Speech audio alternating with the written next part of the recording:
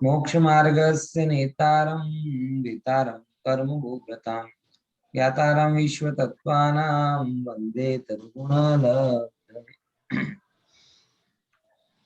चतुर्थ सूत्र 8वां अध्याय और कर्म बंध का स्वरूप, इस बारे में थोड़ी हमने अपनी चर्चा चालू की है और उसमें एक साइकिल देखा था कर्म बंध का कि कर्म बंध कैसे चलता है, बराबर। और इस कर्म बंध के चलने के क्रम में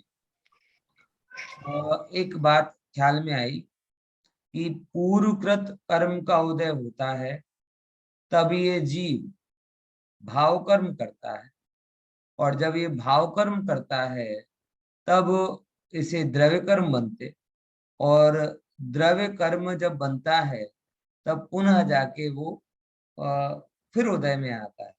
इसका मतलब ये एक जो चित्र बना हुआ था उससे जरा आप समझ जाएंगे बहुत अच्छे से।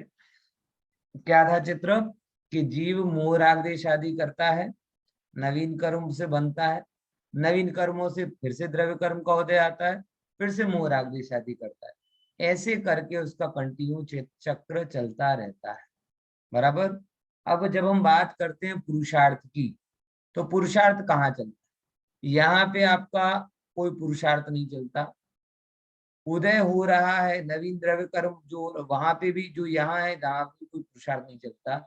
जब ये उदय में आते, जब उदय में आते हैं और उदय में आते समय अगर जीव थोड़ा बहुत वेद ज्ञान का अभ्यास करे, उदय में आते टाइम पर जीव अगर वेद ज्ञान का अभ्यास करे तो निश्चित रूप से वो या तो उदय में आते ही नहीं, अगर उदय में आएंगे तो मंद रूप में आएंगे, और मंद उदय में आएंगे तो बिल्कुल वैसी बात होगी कि जैसे कोरोना की सेकंड वेव और थर्ड वेव, बराबर। कोरोना दोनों जगह है, लेकिन सेकंड वेव के आते समय पुरुषार्थ करना कितना मुश्किल, सरवाइव करना कितना मुश्किल, और थर्ड वेव के रूप में जब आया तो लोगों ने इजीली उसको सरवाइव कर लिया, इजीली उसको ओवरकम कर लिया।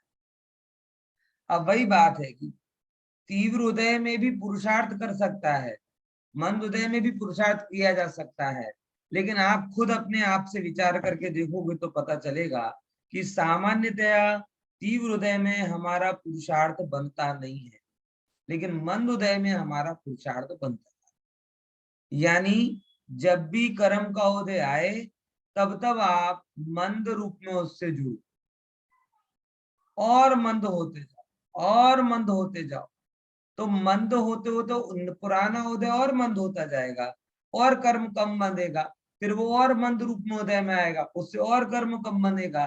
तो धीमे धीमे एक समय ऐसा आएगा कि जो आपका पुराना जो भी बंधन है वो एकदम शिथिल पड़ जाएगा। आई कि नहीं यही बात समझ में? होता ये है कि जब तीव्र उदय आता है तब हम उसमें और तीव्रता के साथ जुड़ जाते हैं। ये वेद ज्ञान हमें करता है। और देखो, कर्म का उदय किसी सिचुएशन से आता हो ऐसा नहीं। जब कर्म का उदय आता है तो हम सिचुएशन बना लेते। मुझे पता नहीं आपने इतनी बारीकी से कभी जीवन को समझा है कि नहीं समझा, लेकिन मैंने बहुत प्रयास किया है। ऑफिस में बैठे बैठे अचानक ही आपको विचार आ गया, एक दिन ऐसे ही बैठा, भविष्य में क्या होगा, न इसका क्या होगा, न उसका क्या होगा। एक सेकंड के लिए विचार आया, काम कर रहा हूं, कोई कारण नहीं, कोई भी कारण नहीं, लेकिन मैं देखो ये भय नाम की कसाय का उदय आया। भय नाम की कसाय का उदय आया, कोई कारण नहीं है, बैठे बैठे तुम काम कर रहे हो, कंप्यूटर पे अचानक ख्याल में आ जाए कि महंगाई इतनी बढ़ रही है, पता नहीं कि आमदनी बढ़ेगी तो खर्चा बढ़ेगा कि नहीं बढ़ेगा, कि क्या होगा कि क्या नहीं होगा। कोई एक्सक्लूसिव कारण आपको समय पर नहीं है, लेकिन तो भी अचानक आपके अंदर में आपको खुद ब खुद फील होगा कि भय का उदय आ गया। कोई एक्सटर्नल कारण नहीं है आपके सामने, आप देखेंगे आपको दुखी होने का मन हो रहा है, गुस्सा आ रहा है, आप फूले नहीं समा रहे हैं, विकार मन में हो रहे। आपने फील किया है सर? अब होता क्या है, आपको लगता ये है, जगत को ये लग रहा है कि भय की परिस्थिति आई तो भय हुआ। धर्म कहता है ऐसा नहीं।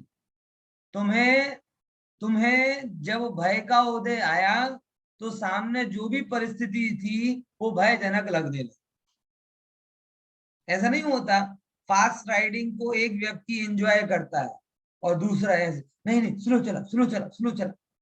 टू व्हीलर में हो चाहे फोर व्हीलर में हो, गाड़ी अगर टू व्हीलर में 80-100 चल रही हो 80-100 की स्पीड में, तो एक होगा जो बहुत एंजॉय करे, वाह मजा आ रहा है मजा आ रहा है, बराबर। और दूसरा क्या है, स्लो कर स्लो कर।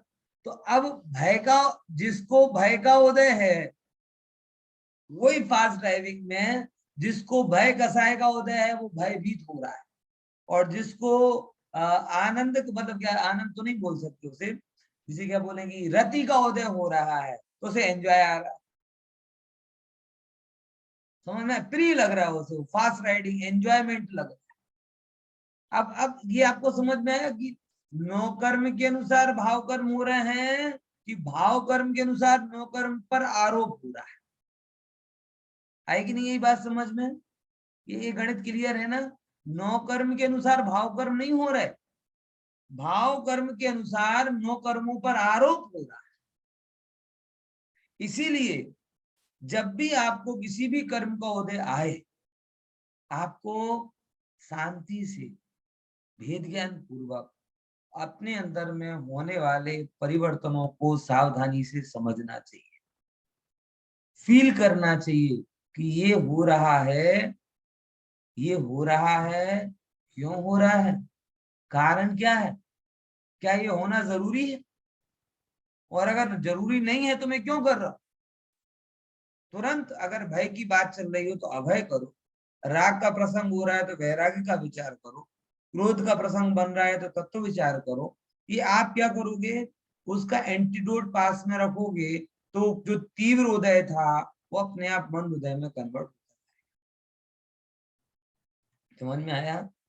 ऐसा कई बार घर में जब माताएं बहनें अनुभवी होती हैं, तो वो अपने पति की कार के दरवाजे खोलने की स्टाइल से और सीढ़ियों पर चढ़ने की स्टाइल से पता चल जाता है, ये छोकरा से बोल, ये आज पापा नो मगज गरम छे, हाँ कहीं कहता नहीं। ऐसा हुआ आपके साथ है? होता है कि नहीं? मतलब जो जो चतुर माताएं बहनें होती हैं, या जो जो संवेदनशील व्यक्ति होता है, वो उसके पगजाप से पता चल जाता है कि वो छोकरों को पहले अलर्ट कर देती, आज माथो गरम लागे છે, કઈ કહેતા નહીં, એટલે અંદરમાં ભાવ કર્મ ઉદય ચાલે છે, નોકર્મ ગમે ત્યાં શોધી લે છે, કઈ કહેતા નહીં, પછી કઈ માથા ફોડ થાય તો મારું નામ લેતા નહીં. થાય છે કે નથી થતું આવું? કેમ? અને એ જ જ્યારે તમારા અંદરમાં સરળતા છે, શાંતિ છે, તો એ જ છોકરાઓ, એ જ પરિવાર, એ જ ઘર ગૃહस्थी, તમને કમ્ફર્ટ લાગે, મજા આવે. અને મગજમાં શાંતિ હોય તો બહુ વેલ મેન્ટેન્ડ હોય, બહુ સરસ હોય, તો તમને કેવું લાગે? અઘરો લાગે, આકરો લાગે. બરાબર હે? સમજ્યા કે નહીં સમજ્યા? એટલા માટે આ વસ્તુને થોડુંક વિચાર કરો અને ત્યાંથી સમજો. મૂળને તમે સમજશો, મૂળને તમે સમજશો તો ચૂલની શુદ્ધિ થશે. મૂળને સમજશો જ નહીં તો ચૂલ શુદ્ધિ ક્યાંથી થશે? ખ્યાલમાં આવે કે નહીં આવી? તો અંદરમાં થવા વાળા પરિણામને પુરુષાર્થના બળથી, વેદ જ્ઞાનના બળથી અભ્યાસ કરો. ઓકે, એ જ ભવચક્રને રોકવાનો ઉપાય છે. ઠીક છે, કરશો. પણ તમને ખબર પડવી જોઈએ કે અંદરમાં શું થઈ. અને પુરુષાર્થ, પુરુષાર્થ એટલે બીજું કઈ નથી, ભેદ જ્ઞાન એ જ પુરુષાર્થ છે. સમજ્યા કે નહીં સમજ્યા? શું કીધું? પુરુષાર્થ એટલે શું? બોલે પુરુષાર્થ એટલે બીજું કઈ નથી, ભેદ જ્ઞાનને જ પુરુષાર્થ કહેવામાં આવે છે. ઠીક છે? ओके, चल આગળની સ્લાઇડ આપણે લઈશું. अब जब ये तीसरे नंबर का सूत्र अपन पढ़ते हैं, प्रकृति स्थिति अनुभाव, बोलो, प्रकृति स्थिति अनुभाव प्रदेशास्तद्विदयाः,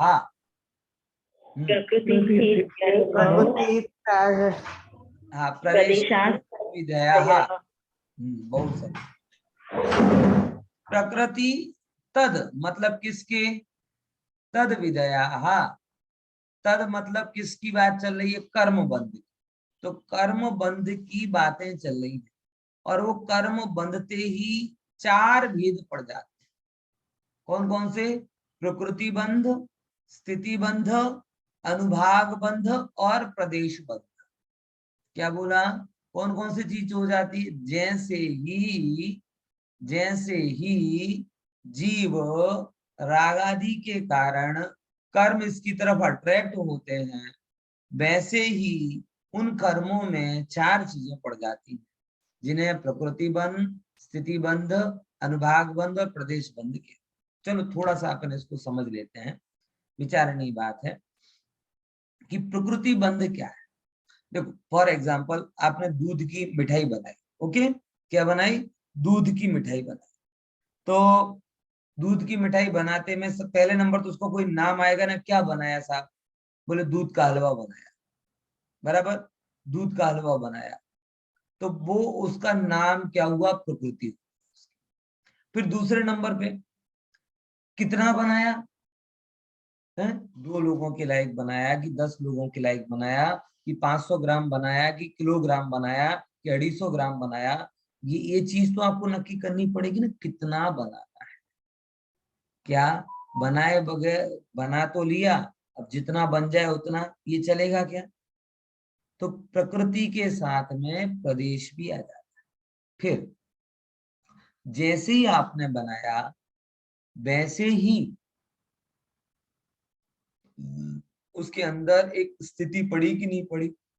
कि जैसे आपने वो दूध का हलवा बनाया, तो दूध का हलवा बनाते ही उसके अंदर में एक स्थिति आ जाती है। स्थिति आ जाती है मतलब क्या होता है कि ये इतने दिन ही चलेगा, इससे ज्यादा नहीं चलेगा। ये स्थिति हो जाती कि नहीं हो जाती? बता। वो दुकानदार खुद बोलता है कि बे 4 दिवस સુધી ચાલશે। तो ये 4 दिवस શું છે? એ દૂધના હલવાની સ્થિતિ છે।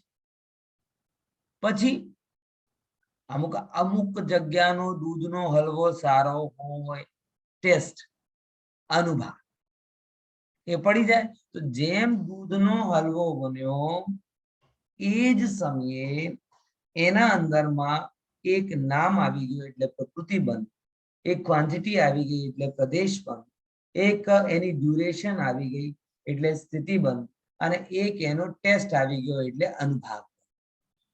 આ પ્રમાણે એ બનાવતી વખતે જ દરેક વસ્તુમાં 4 ચીજો આવી જાય છે કે નથી આવતી? એવી જ રીતે જેમ આ જીવ કર્મનો બંધન કરે છે, કર્મ એની બાજુ અટ્રેક્ટ થાય છે, તો અટ્રેક્ટ થતા જ એ જેમ જીવની સાથે બંધાયા ના, તો સૌથી પહેલા એમાં પ્રકૃતિ પડી જશે।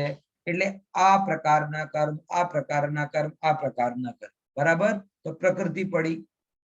પછી પ્રકૃતિ પછી શું આવે कि કેટલા કર્મ આવે છે, કેટલા કર્મ આવે છે? એક તો પહેલા નામ, કયા કર્મ આવે, પછી કેટલા કર્મ આવે એટલે પ્રદેશ, પછી ત્રીજા નંબર કેટલા શું કહેવાય कि કેવા કર્મ આવશે, એનો ફલ કેવો આવશે, એ કહેવાશે અનુભાવ। અને ક્યાં સુધી આવશે એ કહેવાશે એની સ્થિતિ। બરાબર? 4 ચીજો પડી ગઈ ને? જો આમ અહીંયા જોઈએ આપણે।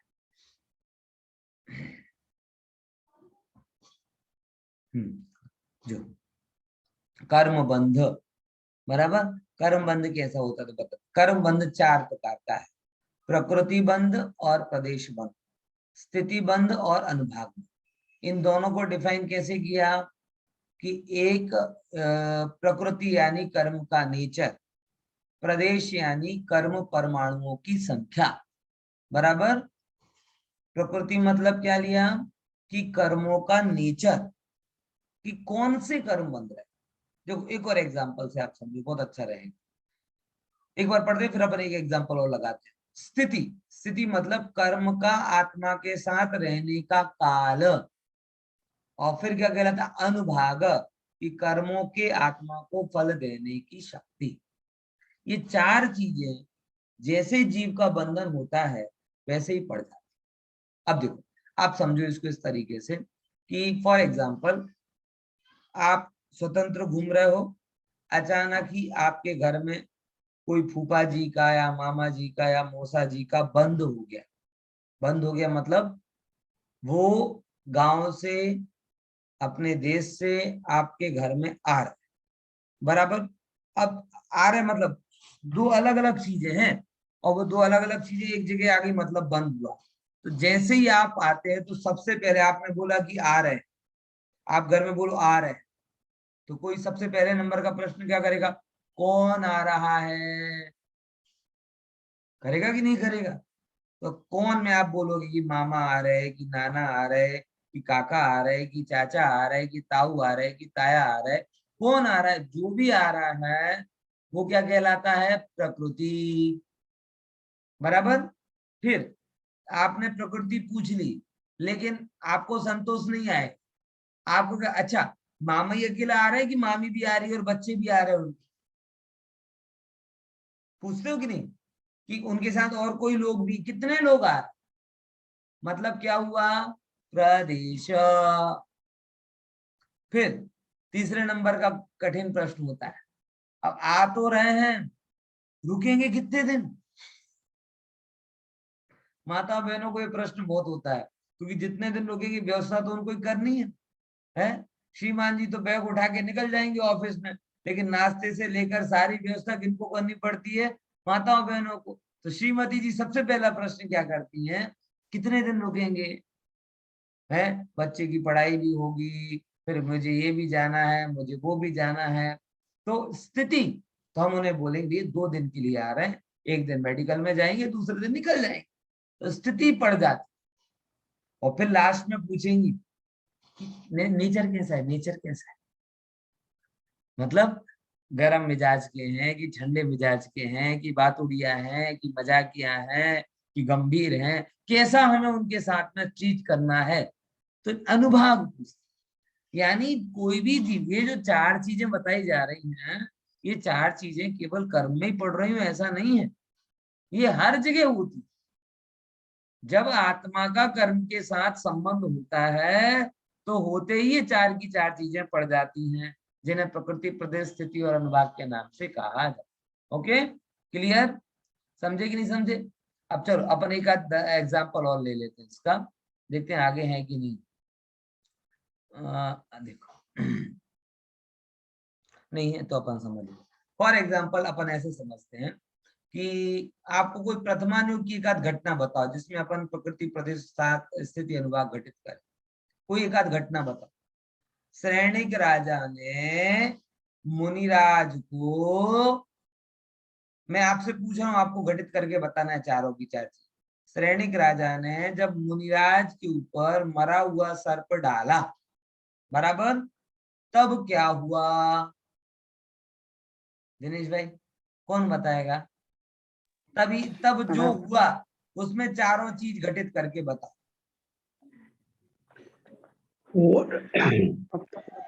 जब भी सर्प डाला वो टाइम क्या सोचने का तरीका था, वो उसका प्रकृति होगी ना, कर्म की प्रकृति बताना, कौन सा कर्म बंधा।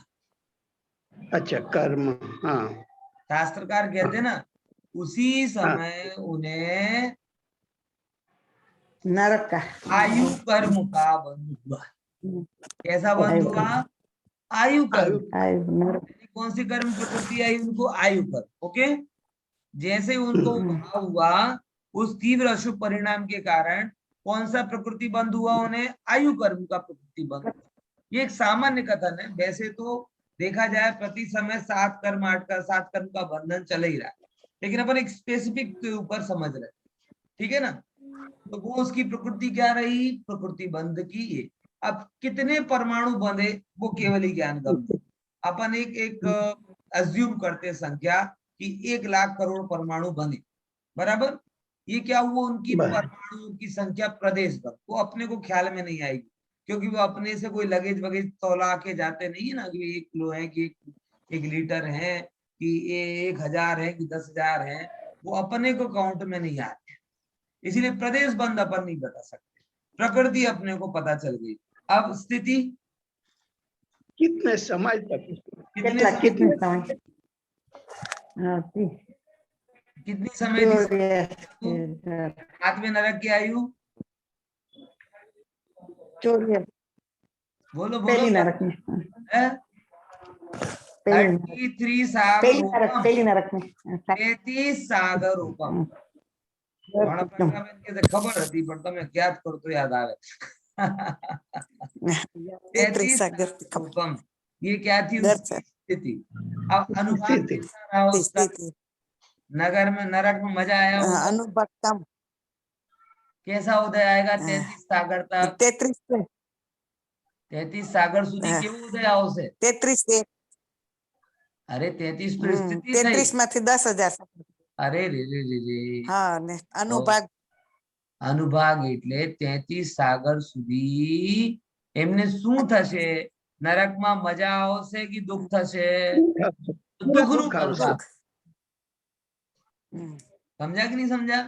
એમ જ ચલો બીજું એક્ઝામ્પલ હવે રિવર્સ લઈએ તો નકુલ અને સહદેવને મુનિરાજને બચાવવાનો ભાવ થયો ત્યારે શું થયો? બોલો ખુશીબેન, હવે તમે ટ્રાય કરો। શું થયો એમને? રિવર્સ પ્રકૃતિમાં કઈ કર્મ બંધાયો?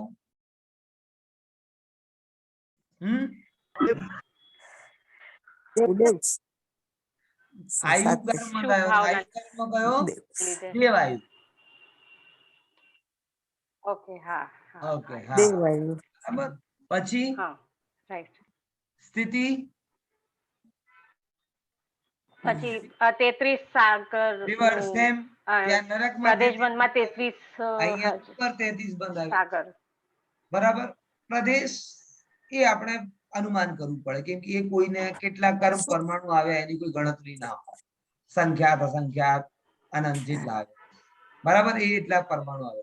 પછી ફલ अनुभाग अनुभाग કેવો રહેશે? સ્વર્ગ સ્વર્ગના સુખ સ્વર્ગીય સુખ ભોગવાનું બરાબર। આ તો બે એક્સ્ટ્રીમ એક્ઝામ્પલ છે।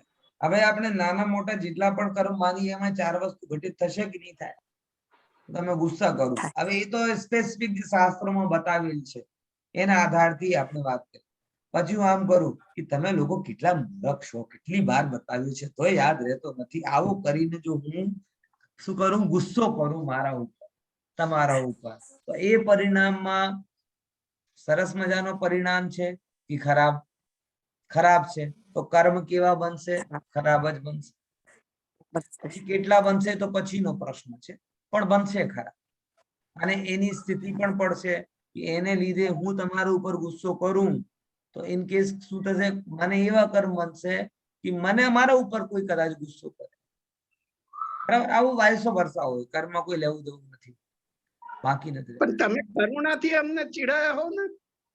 હવે મારી કરુણા છે કે ક્રોધ છે પછીની વાત છે। કરુણાથી કરીશું તો કરુણાવાલા કર્મ બનશે, ક્રોધથી કરીશું તો ક્રોધવાલા। હવે બીજાને કોને આપણે પ્રયોગનો બનાવીએ? આપણે જાતે પ્રયોગ બની જઈએ એમ બરાબર। કેમ કે બીજા કોઈને ડેડકા ના બનાય ને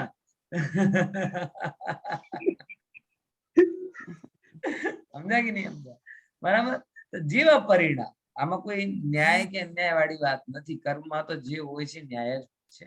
તો જો હું ગુસ્સાથી કરીશ તો ગુસ્સા ટાઈપના પરિણામ બનશે અને કરુણાથી કરીશ તો કરુણા ટાઈપના બનશે। એમાં કેમ ભાઈ છે? પ્રકૃતિ થઈ ગઈ, પ્રદેશ થઈ ગઈ। હવે એનું સ્થિતિ જેવા મારી તારતમ્યતા કે હું તમને ગુસ્સો કરું ને અનંતાનુબંધી ગુસ્સો કરું કે જ્યારે જ્યારે તમને જોઉં ત્યારે ત્યારે મને ગુસ્સો આવે તો મારા કર્મ પણ એવા બંધાશે કે જે મને જોશે એ મારા ઉપર ગુસ્સો જ કરશે। પછી તમે શિકાયત કરતા રહેશો મને કોઈ પ્રેમ નથી કરતો, જે જોવું મને વધે છે વધે છે। આવું ઘણા બધાને થાય ને। ઘણા છોકરાઓ ક્રેન્કી થઈ જાય, મોટા ઉંમરના લોકો પડકે આખી જિંદગી મને કોઈનો પ્રેમ જ નથી મળ્યો, જે છે મને વધે છે, આમ છે તેમ છે। એ બધું કઈ નથી ભાઈ। એ એવા કોઈ પૂરકૃત તીવ્ર ઉદય ચાલતો હોય જેને લીધે આપણે એવી ઉદય ચાલતો કે જેને લીધે આપણે કોઈનો પ્રેમ પાત્ર નથી, ક્રોધના પાત્ર બન્યા, નિંદાના પાત્ર બન્યા, ભયના પાત્ર બન્યા। આમાં કોઈનું કઈ નથી ભાઈ। પૂર્વે કરેલા પોતાના કર્મો એ જીવ ભોગવે છે, બીજું કોઈ ભોગવી શકતો નથી। ઠીક છે? એટલા માટે તો કહીએ છીએ બંધ સમય સાવધાન થઈ જા ભલા માણસ, ઉદય સમય તને પછી અવસર નહીં મળે। ઠીક છે? ચાલો એના આગળ પછી આપણે કહીએ શું? આ તો થયો. પછી એ આગળ હવે સ્લાઇડ લઈએ. હવે જે પહેલો નંબરનું છે ને, પહેલો નંબરનો કયો કર્મ આવ્યો? પ્રકૃતિ. તો પ્રકૃતિ બંધમાં શું શું હોય છે એ કહે છે. જો આદ્યો જ્ઞાન દર્શનાવરણ, બોલો.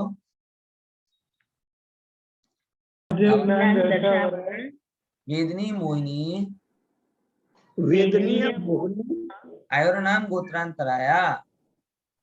यायु नाम अंतराया। રાયા. બહુ સરસ, બોલો જરા. आद्यो वेदनीय मोहिनी आयु नाम गोत्र अंतराया। બહુ સરસ, બહુ સરસ. પારુલ ભાભી અત્યારે બા કેવા છે? દેખાતા નથી? તબિયત સારી છે ને? સારી સારી છે. તો પછી વિડિયો કેમ ઓફ રહે છે અત્યારે? ઇન્ટરનેટ સ્લો થાય છે. ઇન્ટરનેટ સ્લો પડી જાય છે અમારે. અચ્છા અચ્છા અચ્છા. મેં કી અવાજ આવે છે પણ વિડિયો ઓન રાખતા નથી. તબિયત તો ઠીક છે ને? એમ પૂછ્યું. સારું. ના સારું છે, સાંભળે જ છે મમ્મીએ. Okay okay okay. હા, હવે એ 8 પ્રકારના કર્મોના નામ અહીંયા બતાવ્યા. કયા કયા? આદ્યો જ્ઞાન દર્શનાવરણ વેદની મોહિની આયુર નામ ગોત્રાંતરાયા. આદ્યો મતલબ પહેલાનું, સૌથી પહેલો. તો સૌથી પહેલો કયો? જ્ઞાનાવરણી કી પ્રકૃતિ બંધ. કોને લેવાનું પહેલા? જ્ઞાનાવરણી ને લેવાનું કે પ્રકૃતિ બંધ ને લેવાનું? प्रकृति बंध। પ્રકૃતિ બંધ. સરસ. કેમ? કેમ કે સંસ્કૃતમાં અનુવૃત્તિ છે ને એ જસ્ટ બિફોર લાગે છે. એટલે લાસ્ટ સૂત્રમાં શેની ચર્ચા ચાલી? બોલે 4 પ્રકારનો બંધ હોય છે. બરાબર? 4 પ્રકારના બંધ હોય છે. તો 4 પ્રકારના બંધ કયા કયા હતા? પ્રકૃતિ, પ્રદેશ, સ્થિતિ અને અનુભવ. બરાબર? તો એમાં પહેલા નંબરનો કયો છે? પ્રકૃતિ બંધ. તો આદ્યો એટલે પ્રકૃતિ બંધ. હવે એ પ્રકૃતિ બંધ કેટલા પ્રકારનો હોય? તો એટલે પ્રકૃતિ બંધના મુખ્ય 8 ભેદ અને ગૌણ રૂપમાં 148 અને હજી પ્રભેદ રૂપમાં જોવા જઈએ તો અસંખ્યાત પ્રકારના કર્મ એ પ્રકૃતિ બંધના હોય છે. એટલે જે તમને કેટલા પ્રકારના કર્મ ઉદય છે, એટલે જે થઈ રહ્યો છે ને, ખંજવાળ થઈ તો ખંજવાળ નામ કર્મ ઉદય છે. બુખાર આવ્યો તો બુખાર નામ. જેટલા પ્રકારના રોગ એટલા પ્રકારના કર્મ ઉદય. બરાબર? એ સમજો, એ કર્મ ઉદય નહીં. તમને રૂપિયા મળો તો રૂપિયાનો કર્મ ઉદય, અને લાખ મળ્યા તો લાખ કર્મ ઉદય. મોબાઈલ મળ્યો તો મોબાઈલ કર્મ ઉદય, અને લેપટોપ મળ્યો તો લેપટોપ કર્મ ઉદય. ગાડી મળી તો ગાડી નામનો કર્મ. આ તમે સમજો. અને તમે ગજબ છે, ક્યારે સંસારની વિચિત્રતાને જોશો તો તમને ખબર પડશે કે એવા એવા પૈસા વાળા હોય, બરાબર, ગામડાઓમાં ધન રૂપમાં બહુ હોય, પણ કોકને મકાનનું સુખ ના હોય. એટલે આખી જિંદગી પારકાના મકાનમાં રહેવું પડે. એટલે આ જાતિનું એમને કર્મોદય છે. ધનનો લાભ છે પણ મકાનનો ઉદય નથી. કોકને મકાન છે, ગાડી નથી. કોઈને બધું પરિવાર નથી. કોઈને પરિવાર છે તો આમ નથી, તેમ નથી. એટલે જગતમાં અનુભવ તમે જો કરશો તો ખબર પડશે કે અસંખ્યાત પ્રકારના ઉદય છે, અને બધા પાસે સરખા સારામાં સારા ઉદય હોય એવું ક્યારે બનતો જ નથી. કોકને પાસે બુદ્ધિ છે તો રૂપ નથી, કોઈની પાસે રૂપ છે તો બલ નથી, કોઈની પાસે બલ છે તો સપોર્ટ નથી, કોઈની પાસે સપોર્ટ છે તો બીમારી છે, આમ છે તેમ છે.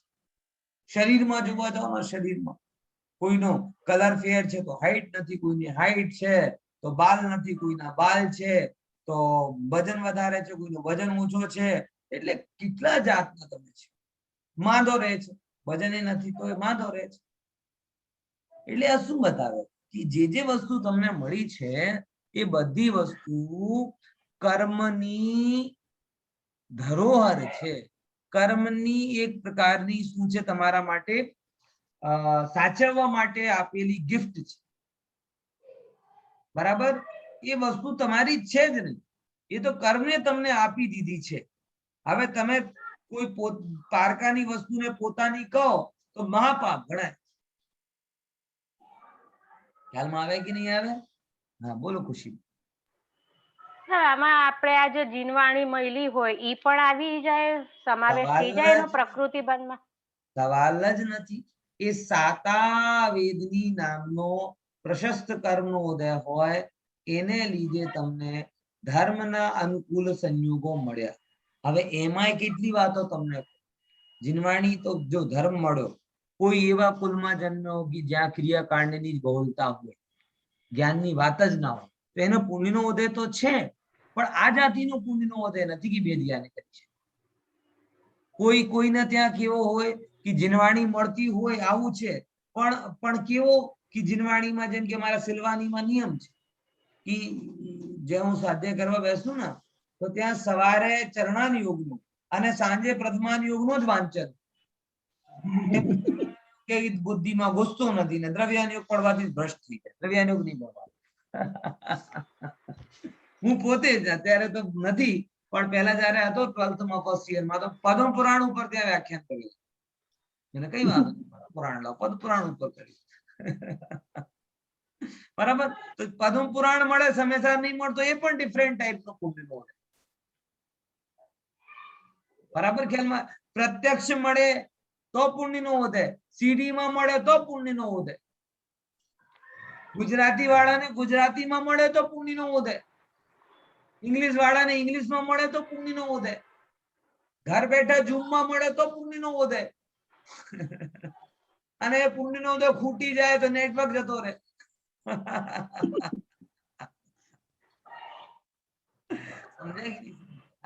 એટલે ભાઈ આ બધી વસ્તુ જે તમને થઈ રહી છે, અસંખ્યાત પ્રકારના ઉદય છે, એટલે અસંખ્યાત પ્રકારનો કર્મ છે આ સિદ્ધ થઈ જાય છે.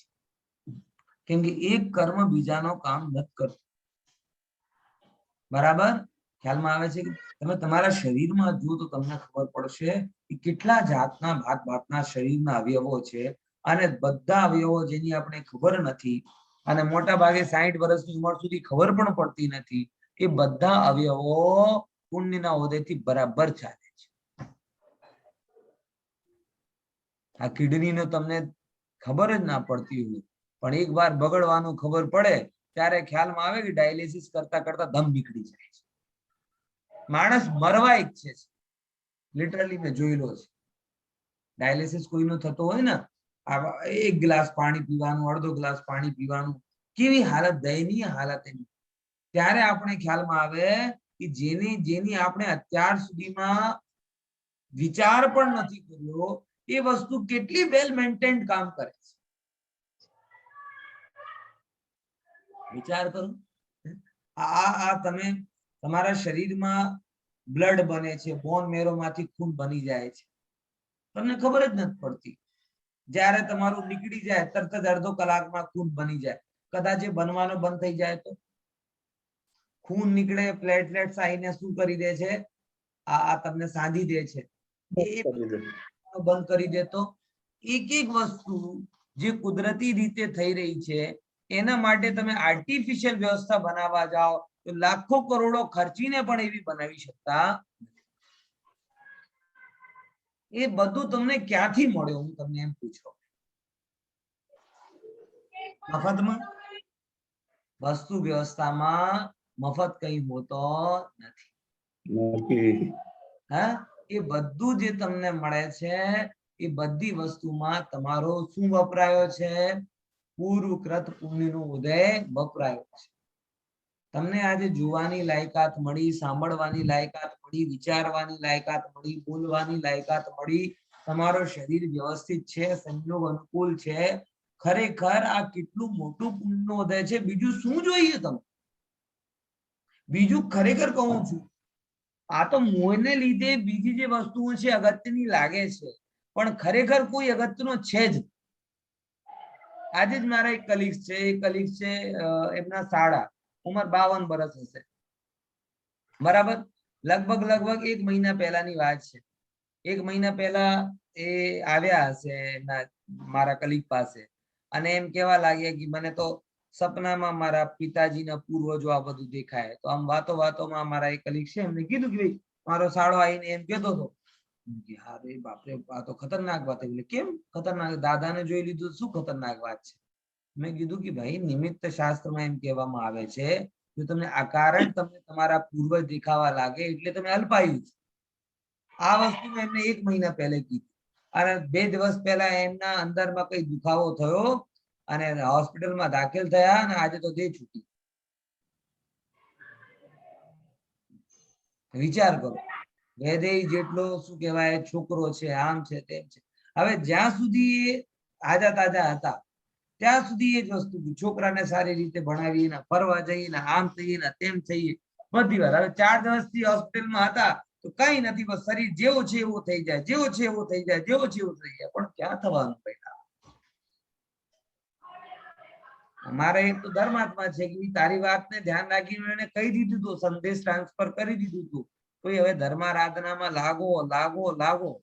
પણ હવે કેટલો કર્યો કેટલો નહીં કર્યો કોને?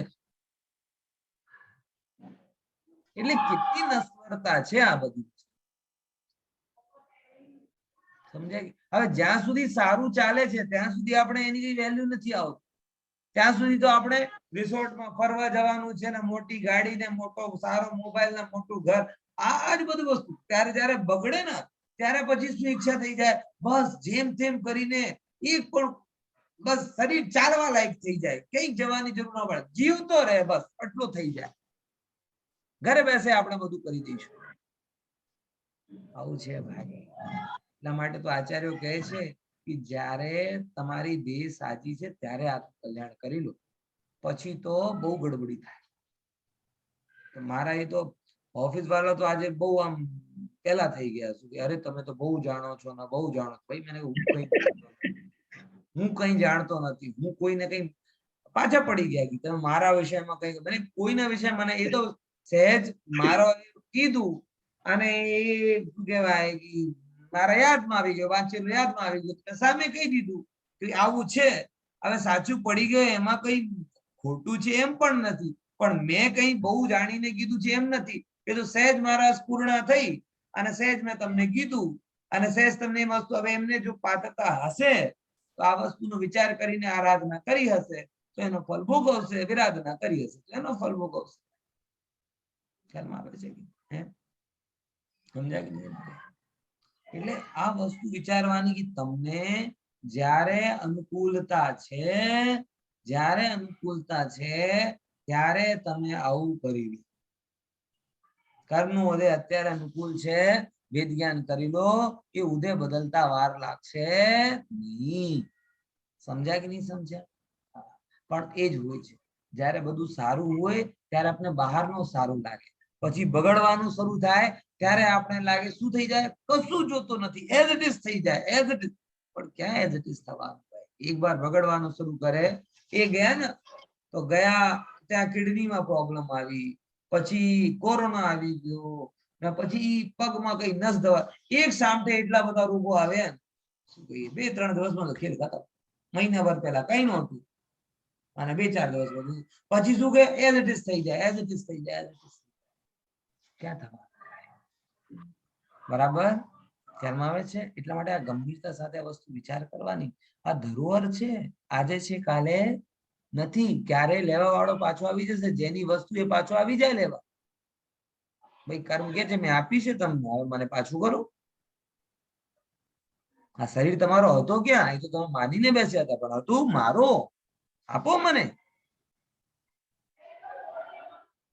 ત્યારે શું કરશો? એટલે પ્રકૃતિ કેટલા પ્રકારની? બોલે મુખ્ય રૂપથી જોવા જઈએ તો 8 કર્મ પ્રકૃતિ, બરાબર. ભેદ રૂપ જોવા જઈએ તો 148, અને હજી એના કરતા પ્રભેદ ગણવા જઈએ તો જેટલા પ્રકારના ઉદય છે એટલા પ્રકારની શું કહેવાય કે કર્મની પ્રકૃતિઓ છે.